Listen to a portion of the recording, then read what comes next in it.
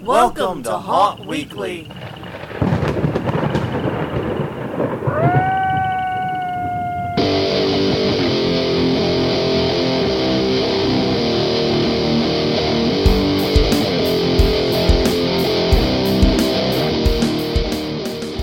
Hello everyone, I'm Jonathan. I'm Crystal. And this is Haunt Weekly, a weekly podcast for the haunted attraction and haunted entertainment industry. Whether you're an actor, owner, or just plain aficionado, we aim to be a podcast for you. And happy stinking New Year, you bunch of lunatics and crazy peoples. We don't know that. We know that. They're in the haunt industry. We kind of do. Alright, fine. We kind of do. Yes, Happy New Year. Happy New Year, all of our brethren in the haunted attraction industry. Happy 2017. And remember, it's only 303 days until Halloween. Yay. Get to work. And yes, we are recording this. We have been in the midst of nothing but storms this year. Yeah. 2017 for us has been literally nothing but heavy rains, high winds, and terrible fireworks displays because of that. Yeah, no kidding. We went literally to 2 New Year's parties and none of them could shoot fireworks. Yeah. It's kind of comical, actually. It's been and they were fun. supposed to both be outside, and they had to be inside. Oh, yeah, and both of them singing songs about fire pits, and we're going to play games and shoot fireworks and ring in 2017, and it didn't happen. No. Best we did in both situations was drink quietly, play card games, and sit underneath a covered porch. Which is perfectly fine. Totally fine with it myself. But yes, this is our first podcast of 2017. We have a lot to go through. We're talking about international haunting. Yeah. So if you're looking for some place cool to go this summer for your summer vacation or whatever. We might have a few suggestions and ideas. And I gotta be honest, this is one of those topics that when we put it in our show notes list, I'm like, we're never going to be able to get an hour out of this. We've only been to a couple ourselves. We don't really have a lot to speak about from personal experience here. But then it's one of the things you start like researching it. Yeah. And it's like, oh my god, okay, what do we do to make this just an hour? Right. It's one of those types of podcasts. But anyways, first things first, as is usual, we have conference reminders. Yeah. So, do I kick off or you kick off this week? We always have to debate that. I don't remember. I know what I'll do. I'll start this week. That's fine. What the hell? You can start off 2017. First, yes, I will. I will start off 2017 by talking about Halloween and Party Expo, January 14th through 17th, right here in New Orleans, Louisiana, at the Memorial Convention Center, the Ernest Memorial Convention Center. Ernest Memorial Convention Center. I'll get it right eventually, I promise you. It's the big one on the river. Yeah, the big one on... well, it's on Convention Center Boulevard. Yes. Literally. There are over 350 vendors going through. It does require business verification. If you have a tax ID, you are A-OK.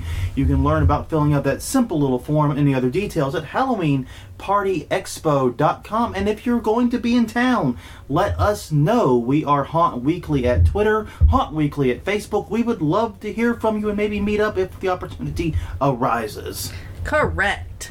And then, on the 17th, after that one's over, you can fly over to Hawaii. Wow, that is a hell of a jump. Because January 17th through 20th is the Corn Party. Multiple locations in Hawaii, as I mentioned. It's for operators of corn mazes, and you can find more information about that at themaze, MAIZE.com. That maze. I just got that one. No, I didn't. No. We've been hearing you make that joke. Please let this one be over so we can stop hearing that joke. January 26th through 30th, non-party poopers can go to HauntCon. It's in Nashville, Tennessee, the Sheraton Nashville Airport. It includes tours of Haunted Hell Nashville, Nashville Nightmare, and Slaughterhouse. Learn more at hauntcon.com. That's HAUNTCon.com. Then, February 18th through 19th, Windy City Haunters in Oaklawn, Illinois, Midnight Terror Haunted House. Tickets are just $20. It includes free classes, a mixer, and an after party. If we were in the area, I would so go to this. Yes, this is a conference that's on my budget. Exactly. You can find out more about them at WindyCityHaunters.com. So honestly, you'll check probably their Facebook. Yeah, honestly, you want to check their Facebook. Like most of the information's on their Facebook. Yeah. After that, March 23rd through 26th, it is Trans World. Halloween and Attraction Show, St. Louis, Missouri, at the America Center. early bird discounts between now and pretty much opening day, $50 off. New this year is Escape Room City, an entire quarter of the already very large trade show floor of this will be dedicated to escape room stuff, which sounds awesome. So check that out and much more at haashow.com, HAA show.com. Okay, moving into May 1st through the 5th, we have Room Escape Conference and Tour. It's in Niagara Falls, New York, at the Niagara Falls Conference and Event Center. Tours of 5 Wits, Escape Games Canada, and Locked Up Escape Games. Now, if you heard that keyword Canada, you know to bring some kind of way to get across borders. You can do it with just a passport card. Yes. And actually, I learned this because we were looking at renewing our passports, one of the reasons why the international stuff came up. Right. If you get on it right now, you can get your passport card in time. Yeah. So, do it! Yeah.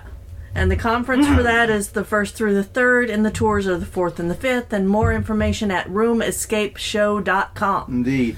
Then, on the West Coast, it is the West Coast Haunters Convention. I know, so predictable, right? Mm-hmm. It's May 12th through the 14th in Portland, Oregon, at the Doubletree Hotel. Tour of Hour to Midnight Room Escape, Labyrinth Room Escape, and Escapism Room Escape. From the redundancy department of redundancy. Yeah. You can learn more at hauntersconvention.com. Sounds really exciting. Mm-hmm. And then, June 8th through the 11th, we have Midwest Haunters Convention in Columbus, Ohio. They will be touring the Scaratorium and others. You can find out more about them at midwesthauntersconvention.com. Indeed. And then it's Midsummer Scream, July 29th through 30th in Long Beach, California, the Long Beach Convention Center. It's by the people behind Creepy LA and Theme Park Adventure. There's not much in the way of details right now. Still a little far out from this one, but you can get tickets and other information at midsummerscream.org. That's one S there, Midsummer. Well, okay, it's two S's, but only one S between summer and scream. Midwest Summer Singular Scream.org. There we go. Except there wasn't a West in there. It's just Midsummer Scream. Oh, shut up. Midsummer Scream. All right. It's been a long New Year's, okay? August 4th through the 5th, we have Haunt Fair in Ronkonkoma, New York, at the Clarion Hotel. They will be doing a haunted bus tour on Friday. Yes. Which is a bus that goes around haunted places. Yes, indeed. And you can find out more about them at haunt-fair, FAIRE.com. And then in August 5th through the 6th to be specific, it is Scare LA. It's in Los Angeles, as the name might indicate. They have not picked the exact location yet, but mark it on your calendar and go to scarela.com to stay up to date on what is going on with that one. Yeah, and then finally, for right now, August 25th through 27th, Halloween and Haunt Fest show will be in Dallas, Fort Worth. There aren't any updates right now on that, but you can find out more and look for them on halloweenandhaunt.com. Yes. They do have, as we've talked about previously, a lot of the old information up. Right. So you can check out and see what they did in 2016 and get a feel if it's something you want to do in 2017. Exactly. They seem to do a lot of neat stuff. Yeah. So I'd be really stoked about this one, and it's one that's close enough. It might be in our sphere. Yeah. So, anyways, international. Yep. There's this weird thing in the haunted attraction industry here to sort of think of this as like a bizarre U.S. phenomenon. Right. And I hear this all the time because it's like I've been haunting for years. Yeah. And it never occurred to me when we went to England those first times right. to actually see if they had haunted attractions. No. It didn't occur to me. And I don't know why, but we do tend to think that this is a U.S. industry when in many ways we're actually kind of behind in certain key areas, as we're going to get into in a little bit here. But yeah, it's bizarre. And one of the things we talked about previously, and this goes all the way back to episode 40 for us. Right. It was a news episode, divisible by 4. That's how you know. But we discussed Hysteria Haunted Attraction opening in Dubai. Yes. Which that just sounded absolutely insane when we talked about it then. It did. It is Dubai's, in fact, I believe it is the first in the Middle East. Right. Dubai's first haunted attraction. Yeah. Came in at 3,500 square feet. It is inside the Dubai Mall. And the reason it came up in that episode for U.S. Haunters was because it was designed by the Pittsburgh team, Extreme Fear Design and Production, the people that do 100 Acres Manor, who we just mentioned previously. Right. So yeah, and that really got me thinking when I'd heard about that, because we've had experiences in haunted attractions in other countries, and we'll talk about them as we go through this. But it got me really thinking about, is this something that's more common than we realize? Right. How big is this industry elsewhere? Because if there's one in Dubai, it stands to reason there are others in other parts of the world that are similar. Yeah, and we heard about ones, that were seasonal in like Canada. I think there's the ship that's up there, Mary's ship. Yeah. I can't remember the full name. I'm sorry, I should have done more research. But no, so we've heard of ones that were seasonal, but these new ones that are coming up seem to be more year-round affairs. Yes. And like the article I found that was very interesting here, it talked about something called ghost houses. Right. What they're called in India. Yeah. And this was really, really interesting to me because India, while definitely a modern country, is not one... We tend to think of haunted attractions in the U.S. as being a luxury item. Right. Primarily because they're so damn expensive to go to. They are. I mean, look at our annual haunted attendance budget. Oh my God. Yeah, we budget out about $1,000 a year just to go to haunted houses. Yeah, for 2.5 people. We have a third person who comes to some and doesn't come to others. Right. So for 2.5 people, about $1,000 and about a dozen haunts. Yeah. And so that's insane. Yeah. That's expensive. That's not something everybody can afford to do globally, especially when you go to countries like India, where the average salary, the average monthly income is much lower than in the United States. Right. But yet, haunted attractions are a booming business there.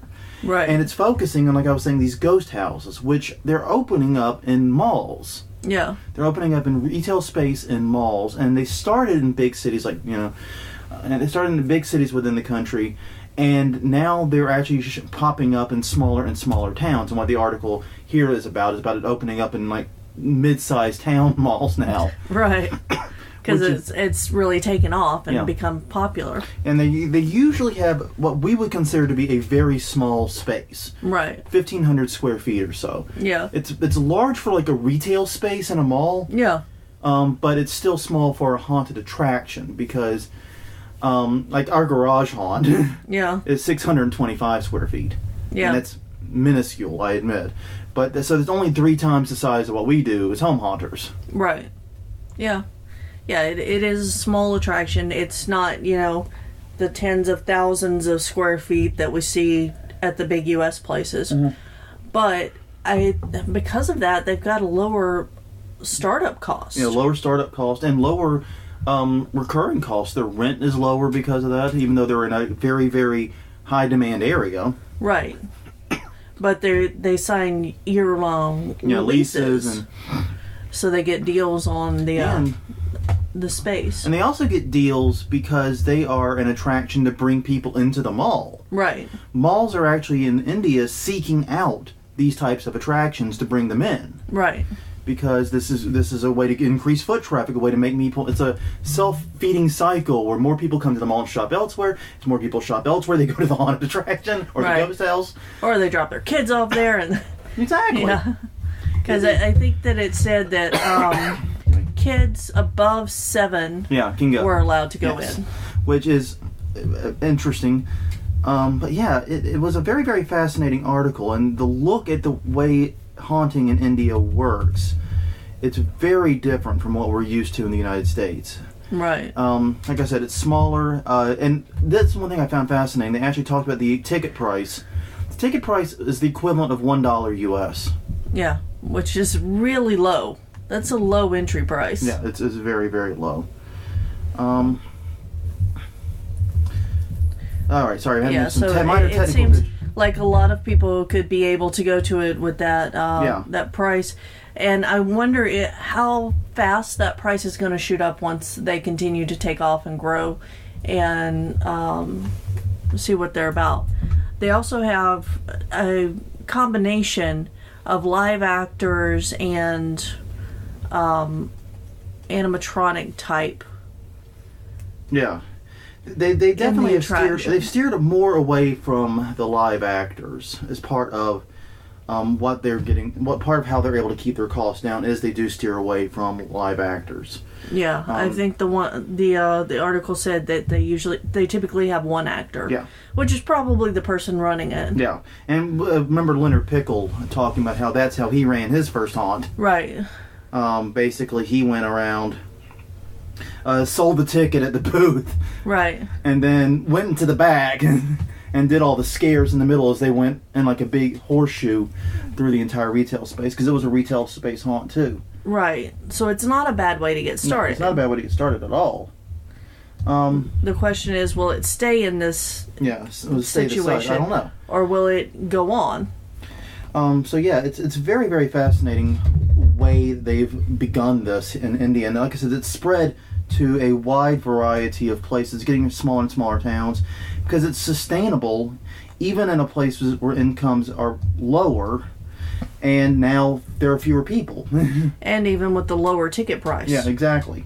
So if it's sustainable, Godspeed, man. I'm very impressed by that. Now, the next country I wanted to take a special look at was Japan. Yeah.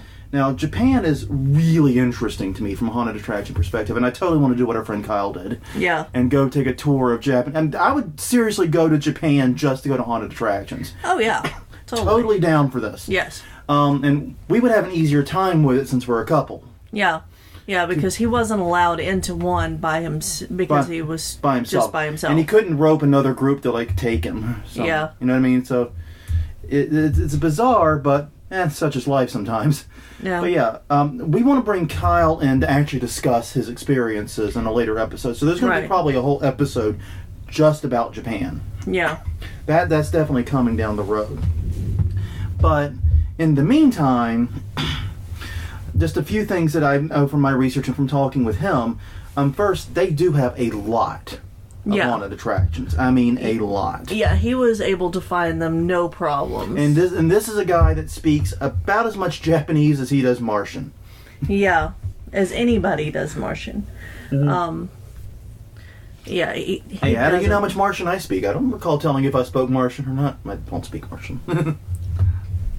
I don't think anyone speaks Martian. Anyways, but yes, he was able to find these trivially, and actually had to cut several out of it. He went there for a long period of time. Yeah, he was gone for like a month.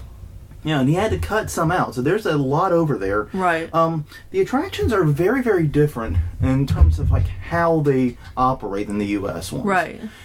U.S. ones, we typically, and this is like something that's unfortunate that we do, we tend to make our backstory and our exposition something of a secondary thought. Yeah. At best. Yeah. And this is something we've talked about. We did a Baby Got Backstory episode a while back. So yeah, this is something we... And in fact, if you're getting ready... if you are a teardown haunt and you're getting ready to rebuild, be sure to build in that backstory some. Yeah. So... definitely something to think about here. But yeah, they put a heavy, heavy focus on backstory. Many haunts in Japan will not let you go into the haunt until you have received the exposition. Right. And it is detailed. It is thorough. They tell urban legends and stories about horrible things that, you know. Yeah. Well, it's not only that, but they, if you know anything about Japanese culture, they have a rich ghost history. Mm-hmm. And, well, I don't know if they're ghosts or spirits or, you know, but basically there's all of these legends that exist within their culture. Yes. And they utilize some of those at least in these haunted houses. Mm-hmm. So they've got that built in. Yes. And then they use that back, but this is one part I find really, really cool, is they take that backstory. You need to know it, because when you get into the haunt, you're now a character in that story. Right. You're not just some Joe Schmo happened to going through a haunted place. Yeah. You didn't like roll up like Scooby-Doo and start going through a haunted house. Right. You're now a character in the story. You have a job in that haunt. Whether it's to find the little girl who went missing, or to save, to save this person, or to whatever. Right. You actually have a mission. It's like an escape room type thing. You have a job to do while you're there. And you actually have to interact and participate in the haunt and to do it. Right. This isn't necessarily all haunted attractions. We're speaking in broad strokes about all these, obviously. Yes. Out of sheer need and time, and like the fact we only have about 30 minutes left in the podcast. But the point of the matter is, I find that idea so fascinating, and I really want to experiment with it, that I would actually be willing to learn at least a modicum of Japanese to make it happen. Okay. But also, it's such a cool way to do it, I think. It sounds a lot more fun. And they definitely, in Japan, in the U.S., we have, what's the number one rule for actors when scaring? Scare forward. Yeah. We always believe in scaring forward, pushing people along. In Japan, it's all about whatever gets the best reaction. Yeah. They believe in allowing, in fact, I think Kyle used the word play through. Yeah. If you come up to a group that's going slower, they're kind of like, it's golf course rules. Right. They let they have to let you play forward. Yeah. Because in a lot of Japanese haunts, they will not give a rat's ass about scaring forward. They will scare at you. They will scare you back. Right. They will definitely do those things, and it is very, very different in terms of feel. And everyone I know that has been to Japanese haunts have said that they are really, really intense. Intense and interesting, yes. And not like U.S. haunts at all.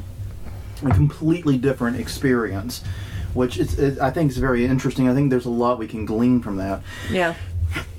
Now, the UK, this is the one I found really fascinating for me. I had no bloody clue how big the UK haunt scene was until I started looking into it. Yeah. This was crazy. I knew they had one, because we've been there. This is the one we've got personal experience with. Right. But wow, is it bazangas. It's dozens and dozens of attractions, large ones all over the country. And one thing I found interesting is I remember when you and I were in Edinburgh, we saw ads for the Edinburgh Dungeon. Right. And we couldn't do it. Right. Basically, where we landed in the city, the train station, and the things we wanted to do, there just wasn't time. It was never going to happen. We had like half a day. Yeah, we had like half a day. We had not enough time. Which realistically, we did not set aside enough time to do Edinburgh. That was totally our error. Yeah.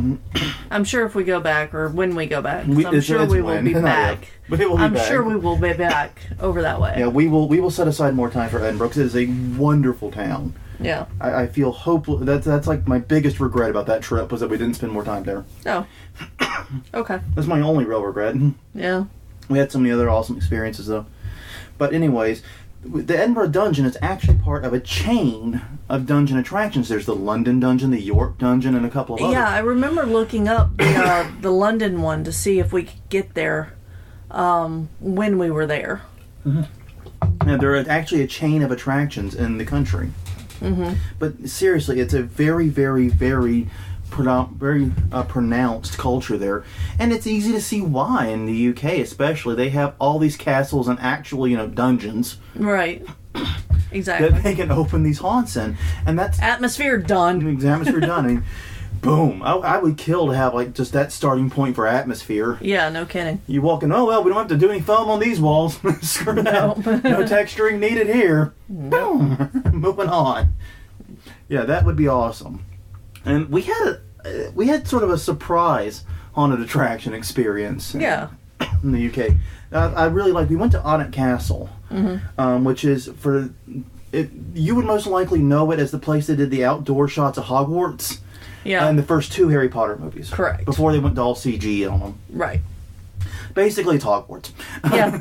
Yes, there is a picture of Jonathan being strangled by Snape, by not Snape, Hagrid. Hagrid. Yeah, and let me tell you, man, because I was just goofing off. I'm not a huge Harry Potter buff. I like it, but I'm not like a huge. Your mom is a huge Harry Potter buff. Yeah, realistically, the reason we were there was to drive all of our Harry Potter friends crazy. Yeah. If we're going to be completely honest, that was like 90% of the goal.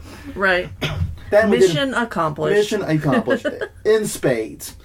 But we got there, and they were actually had some of the Harry Potter characters there. They had it was Hagrid and Harry were there, and you could do photo ops with them. And I'm not going to take time from a kid who wants to do a photo op with them. Right. So I waited until everyone cleared out. Yep. I literally put myself last in line for this photo op.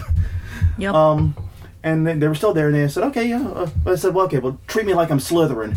Harry took his cane, hooked it around my neck, actually choked me, and Harry's got his wand right in my nose. Yeah. It's a great photo. I'll have to see if I can find it. I know we have it. Yeah. And put it into the show notes. But yeah. But anyways, while we were there, someone came up to us, almost like a drug pusher. Yeah. Hey. You want tickets to the haunted house?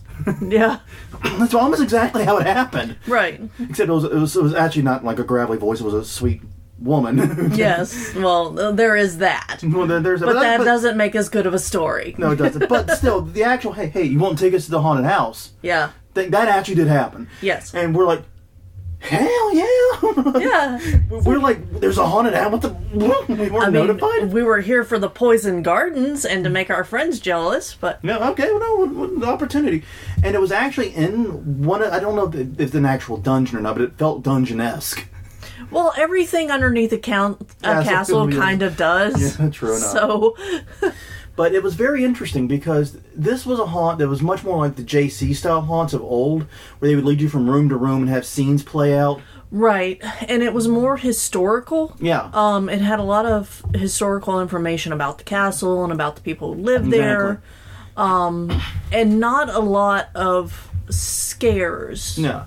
There were some, I mean, to be clear, but it was mostly focusing on, like, theatrical acting and... Right. Delivering the story.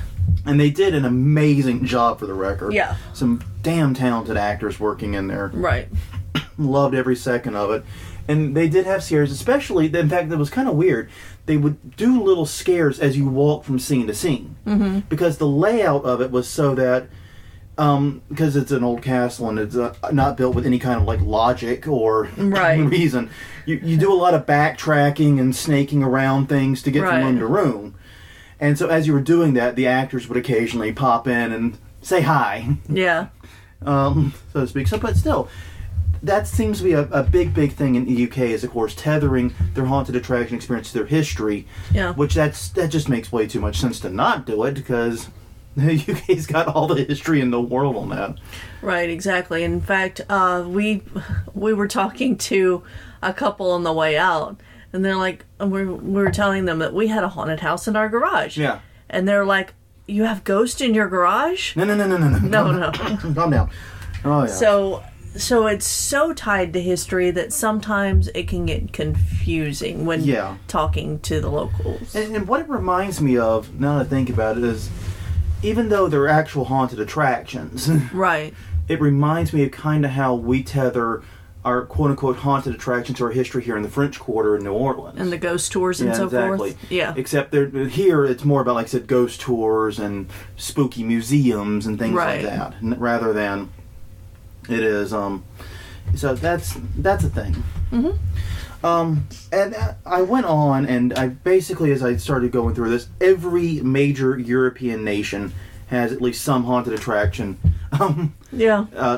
Something going on. And it was interesting because the first ones I ran across was Amsterdam in the Netherlands has a seasonal one, which is unusual enough itself. Right. But it's a seasonal one that also is a bar.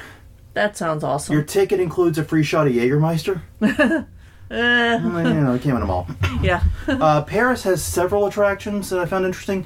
Right. One that doubles as a museum. Mm-hmm. I will say this though: Paris and the French Quarter seem to have a lot in common here, and that most of their haunted attractions, well, obviously, but in this area, sorry, don't give me that look. But in that their haunted attractions are more ghost tours and ghost walks and things like that. Right, and that makes sense. Yes. Spain, this one I found really, really interesting. Spain is actually home to Terror on Church Street, which that's the English translation of it. And that's fascinating because it's actually a franchised out operation that was briefly open in Orlando. So it's one of the few times I can think of where a outside the U.S. company opened a U.S. haunted attraction. Right. In fact, I don't know if I have heard of any other. No.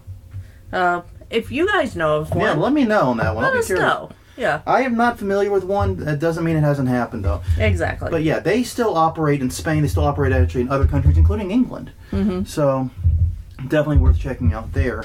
And then we had our experience in Hungary that was really interesting. Yeah. Because, okay, the topography of Hungary, especially on the Buda side of the river, Right. is basically, it's fairly flat for most of it, except for Buda Hill. Yeah, Buda which is where we were. Which is where we were. There is a big, freaking, almost mountainous-like hill in the middle of it all. Right. And everything around it is relatively flat and evenly sloped. Yeah. I mean, it slopes toward the river as it is wont to do, but it's not like crazy hilly or anything. Right. Well, underneath Buda Mountain, or Buda Yeah. Hill, is Close to it's close to Fisherman's Wharf. Yeah. And Buda. Yeah. Basically, underneath there, though, is a whole bunch of tunnels. Yeah. Now, some of them tunnels, and these are natural existing caves, Right. about half of them or so Right. are sort of finished.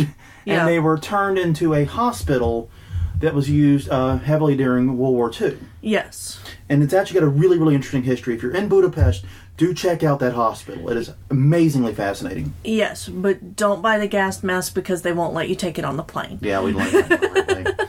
We're like, these gas masks are so awesome. We have to... They're authentic and they're $4. Exactly. They're authentic World War II gas masks, man. Yeah. How the hell could I pass that up? Right. And then couldn't get them. Oh. Yeah, I know. Damn it. Damn it, damn it, damn it, damn it, damn it. Yeah. But Anyways. no, that hospital was actually pretty darn freaky. Yeah, that was creepy on its own. And it was partly because... And even this is a historical attraction, not a haunted one, but it ended up being kind of scary because they used mannequins. Yes. They're not very well made mannequins. It's Uncanny Valley. It's very Uncanny Valley. And it's just an odd experience. I totally want a job working there where I just hang out and pose with the mannequins and then move and scare people. Yeah. It would be Of course you do. Of course I do, right? Yeah. But no, they've got a long history there, and you get to, do the siren at the end. Yeah, the air raid siren. You have to turn an air raid siren. It's loud. Yes, it's very loud. It is very loud. But the other side of those tunnels are Right. not finished. Right. And they are still very much bare. Yes. And they are operated as a haunted attraction. Yes. They are Vlad's cave. Yeah, I'm trying to remember. I couldn't remember the name of it, and I couldn't find it on a Google search. Or maybe Dracula's cave. Maybe they went with the U.S. name, the Dracula's they went with cave. the U.S. name, but yeah, and it's fascinating because apparently it was originally an unauthorized haunted attraction. Right, and we thought it had closed down. Yeah, and we found out the night before we were supposed to leave. We were supposed to leave an hour before they closed that they were open. Yeah, basically we were. We like to spend our last days when we travel, our last evening, just kind of milling about and taking in some of the scenery and... Right. You know what I mean? Just kind of winding down. Winding down, exactly. It's we're out and about, we're just going to roam, maybe grab a drink and make dinner somewhere. Yeah. And just, not do anything specific. Right. We're just going to mill about the local area. Yeah. And it was... When we're roaming around and then we see the sign for it. Right. Because we had heard about it previously. Yeah. And we had heard it was closed by police raid. Right. I'm not making any of this up. And we're like, oh, well, don't bother going to that. Mm-hmm. But apparently they'd gotten their permits and it reopened. Right. And it's fascinating as a haunted attraction because there really aren't any scares, per se. No. Other than the deepest, darkest darkness I think I've ever experienced in my life. Yeah, so what you do is you go through a little gate and down these stairs. Mm-hmm. And there's nobody there. Yeah, nobody. You think you're lost already. Yeah. But it's well lit, and you go up to a counter and you buy a ticket. Yeah. And, I had my camera with me, as I do when I travel. And I was like, can I take photos in there? And they're like, sure. You can try. Yeah.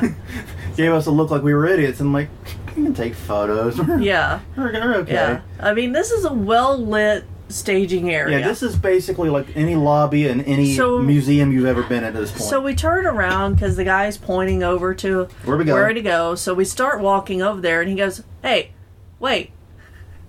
And take this. And he hands me a gas lantern, an honest-to-God gas lantern. Right. And I'm thinking, oh, this is cute. They're giving me a little prop to carry around. This is adorable. And here's the thing. I realized this in hindsight. We did not have our cell phones on us. Right.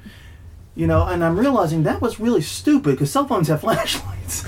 Yeah, but we didn't have any coverage over there, so there was no reason to take them everywhere. No, we didn't. We minimized our usage of them. Yeah. And so we go around the corner, and it's the weirdest thing I've ever seen. Because you go around a corner, another corner, and then another corner, and then you're in just stark darkness. Yep.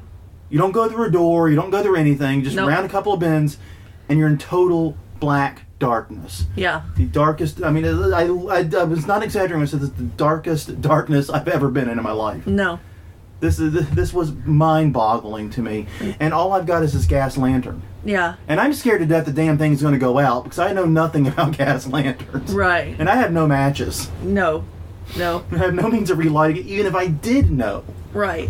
And so we're going through, and they have scenes a couple of scenes built out with mannequins and lighting, but mostly they have just the natural tunnel work. Yeah. And you're walking through, and you hear, if there's another group in there with you, which there wound up being one. Yes, there was one very scared group who we accidentally startled several times. Yeah. This is how you realize you're a haunter. Yeah. Is when you're in this situation and you realize your instincts are to scare them. Yeah. But then you realize, no, I will get lost in here if I start playing that game. Right. Yeah. Because you hear footsteps echoing everywhere. Mm-hmm. And as we were in there for a few minutes, the mist started coming in. Yep. The natural mist. And fog, ground fog. Yeah. Because it was cold-ish, and it's a cave, and it's damp. And they do warn you when you go into the hospital side of it that it will be like 10 degrees, 20 degrees cooler than outside. They actually offer you World War II coats to wear, which is kind of cool. Did not take them up on that. Didn't need it. Didn't really need it. It didn't feel that so. Yeah. But we were there in summer. So I don't think that offer really applied to us. Yeah. Well, some people took it and were happy they had it. But anyway, back to Dracula's cave. Yeah. So we're walking around and we see signs on the wall with arrows. Mm-hmm. We're like, oh, so we're supposed to go this way. And bear in mind, like, this lantern puts a little light. We're basically having to shove the lantern against the signs, in order to read them. These are not like reflective escape exit signs or anything. No. These are like etched into the rock, pretty much. Yeah. Yeah, these are very small signs. And so then we go the way the first one points, and we find an arrow pointing back the way we just came. Yeah. And then we realize we don't read Hungarian. Because problem one. Yes, that was problem one. But the arrows point you to possible paths, not the actual path. It's very based on exploration. It was very cool. It's very cool. The whole idea is that you're supposed to find your own way through this. Right. And your own way to the exit. And the exit itself has a little movie theater type thing. Yeah. That unfortunately we didn't get to see because we literally... Yeah. We didn't find our way out until they were about to lock us in. Yeah, they were locking up the main room. Yeah, we didn't even get to see the main room. Yeah. Probably because we passed that freaking fountain like 4 times. Oh my god. It was like a central room with tunnels going off everywhere. Yes. It's like, oh man. How many times did we go to... Is this the same fountain or is it a different fountain? I don't know. I know. We were so stonking lost. Yeah. It's really a very interesting... Yeah, definitely leave more than 45 minutes to go through that. If you do it, absolutely. Especially on the night before. Yeah. I want to do that again. Yeah. I want to go again. I want to give it another shot because I think we could do better. But we wouldn't have to rush and we could actually read all the little plaques and stuff. But seriously, it was a very different experience, and it was definitely a haunted attraction, like I said in my mind, because like I said, they did Dracula themed stuff, and they were definitely out to scare you. Yeah. It just wasn't necessarily what we think of as the strike and startle type scary. Right. It was just atmosphere. The atmosphere was completely... It was to make you feel totally lost and helpless. Yeah. And boy, did it succeed at that. Right. In fact, we had the discussion while we were in there. If they just put a couple of actors in there that did jump out, we would have lost it. We would have been gone. Over. Yeah. It would have been over. But anyways, so in all of this, though, international attractions are definitely different than U.S. ones. Yes. And that one's a good example of it, because I don't think you would see something so much like that in the USA, because I'm pretty sure all kinds of lawsuits about leaving people alone in caves. But there are some differences that seem to be pretty uniform in my research and also in our experiences. First, they're not seasonal. Right. Very, very few exceptions. They're just not seasonal attractions. Yeah. Part of that's because Halloween's just not as big of a deal in other places. And other times it's simply because, you know, they have the ability to sustain a year-round haunt, so why not do it? The interest is there. Yeah, and a lot of the times their culture and ghost legends are year-round things. Yes. They're not just a Halloween-associated thing. Yeah, and that's something that's kind of bizarre. It's like we have 2 months out of the year in the U.S. where it's okay to be macabre and thinking about those types of things. Unless you're in a historical city and going on a ghost tour. Yeah, exactly. There are exceptions to that. Yeah. But in general, there's like 2 months out of the year it's okay to be macabre. Yep. And other countries don't feel that way at all. No. They are smaller than U.S. ones. U.S. attractions, especially the really, really big ones we think about, tend to be 10,000 plus square feet. Yeah. Almost all international ones are under 5,000. Yeah. Almost all. And most of them, actually, based on the sample size I looked at, were under, I would say, 3,000 to 2,500 square feet. Right. They were under even half of that. These are very, very small. They use very few actors. And they try to play very conservatively with actors. And a lot of this, by the way, stems from them not being seasonal. Mm-hmm. One of the reasons that these bigger haunts can sustain themselves when they have 10,000 square feet and hundreds of actors is because they're only paying for those actors, 2 months out of the year. Right. They're not full-time, year-round employees, basically. Yeah. Whenever you go to... And they know they're going to run these mega lines the few weeks that they're open. Right. So that's the difference there. If you're going to have a year-round attraction, period, you know that you're not going to be running these huge lines all the time. Hopefully you'll have a steady trickle, but it won't be this mad crush of humanity trying to get in. And so you need to have fewer actors and probably a smaller haunt. And they all seem to be opening almost without fail in places that have a lot of pre-existing foot traffic. Right. Now, I almost said they almost all open in tourist areas, but then I remembered that that's not true because you have the ghost houses in India, for example, that are opening in malls. Malls are not thought of as tourist areas. Sometimes they are, but they're not thought of as that. Yeah. So you have like shopping malls. You do have tourist districts. Nightlife districts were real popular for this. Right. And I found that one really, really interesting. And there were even some opening in train stations. Yeah. Or metro, or any kind of like transit hub. Right. And that, once again, makes sense. Tons of foot traffic, and you're going to get visitors from out of town who might swing by out of curiosity. Yeah, I would go. I'd go, totally. Yep. And also, obviously, especially in the UK, you're going to see it a lot in historic buildings. Right. Because, the historic buildings are everywhere. Tourist destinations, usually. Yeah. Even though it's interesting how... in the UK, a lot of castles that are beautiful beyond belief are not tourist destinations. Yeah, I know. And we got a little flack for choosing to go to Tynemouth one day. Yeah, I love Tynemouth. That's a beautiful castle and priory. Yeah. Right there on the River Tyne in Newcastle. But your friends called it a bunch of rocks. A pile of rocks, yeah. I remember them like, what? Yeah. I guess when you have that much history, you take some of it for granted. I don't know. That was weird to me. Mm-hmm. But anyways, all of these haunts take a great deal from local culture. Right. Whatever that means. Whatever is scary or frightening to that culture is what goes into the haunt. We mentioned the Japanese ghost culture. Right. They do a lot with that in the Japanese haunts, for example. Yeah. UK, they obviously are still working through their dungeon issues. Yeah. Yeah. Say it's safe to say. So there are a lot of haunts and dungeons or dungeon-themed haunts at the very, very least.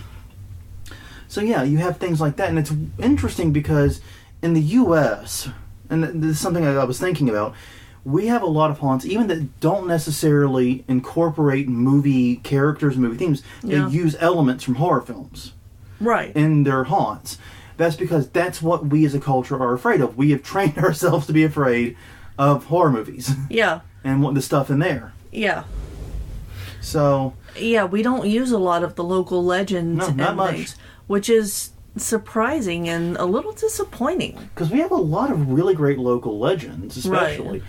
But, you know, like there was that one town with the chicken that was...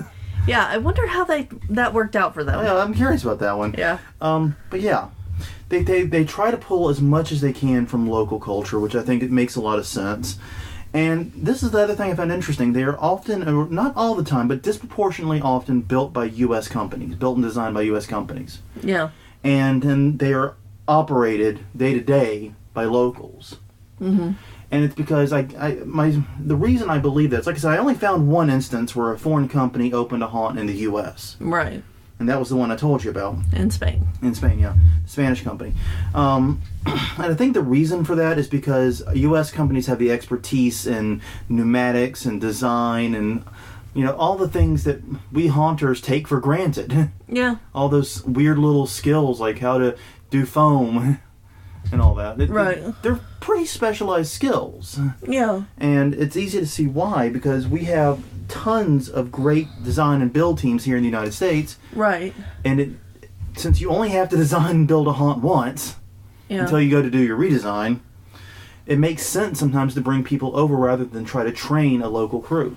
Yeah. Well, the other thing is I think that a lot of the companies that build the big animatronics and the big sets and things are U.S. based. Yeah. I don't think that they've made it across this. And I think this owes to both our haunt culture in the U.S. and to our movie culture in the U.S. Right.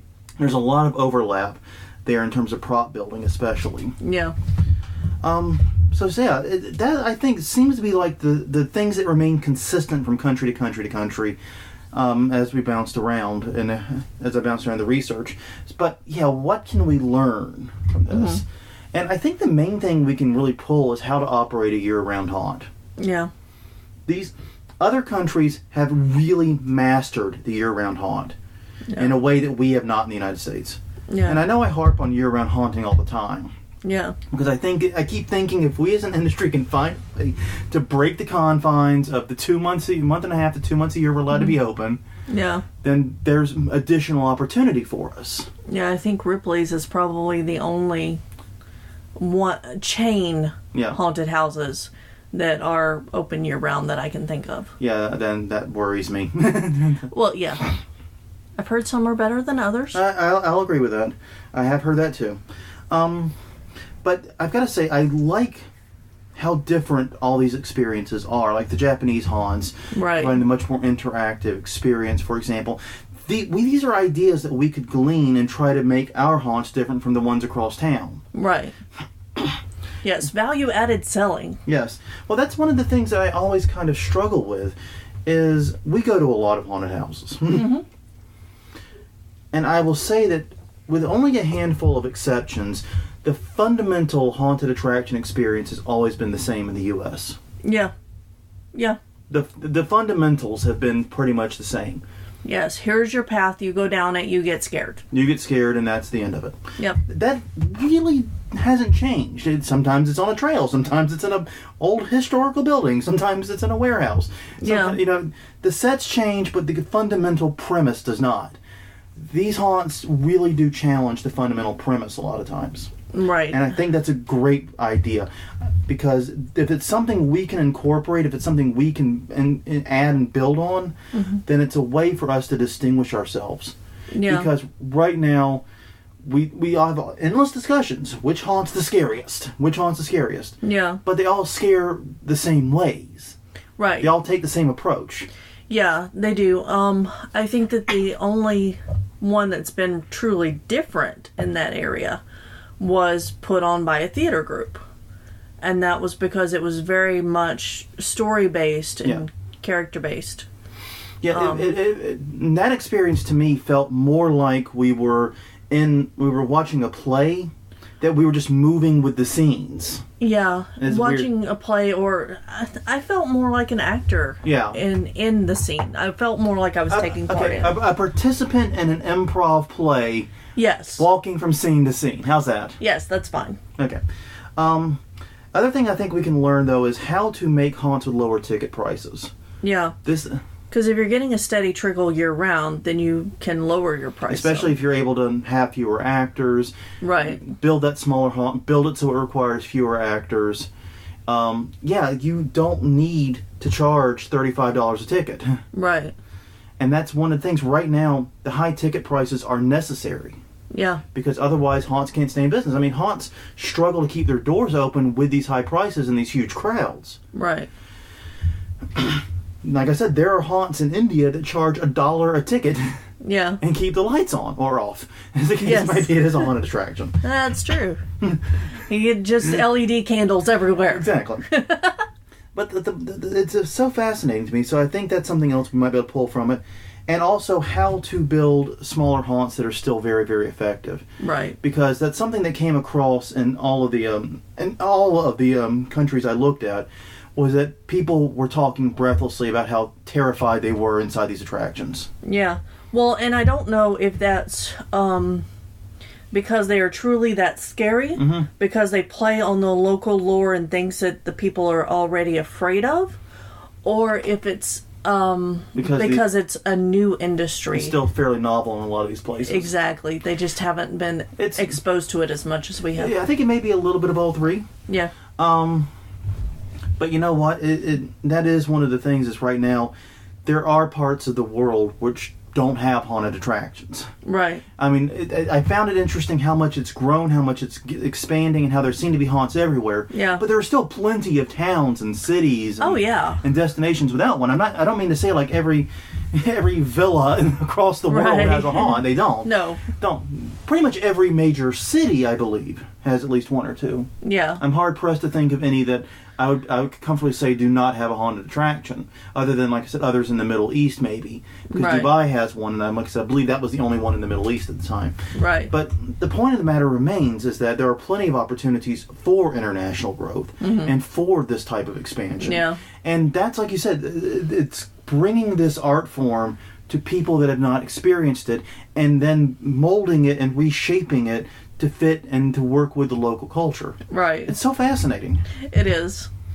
But anyways, I think that's about all I've got. Do you have any other thoughts? Anything you want to throw out? No. No.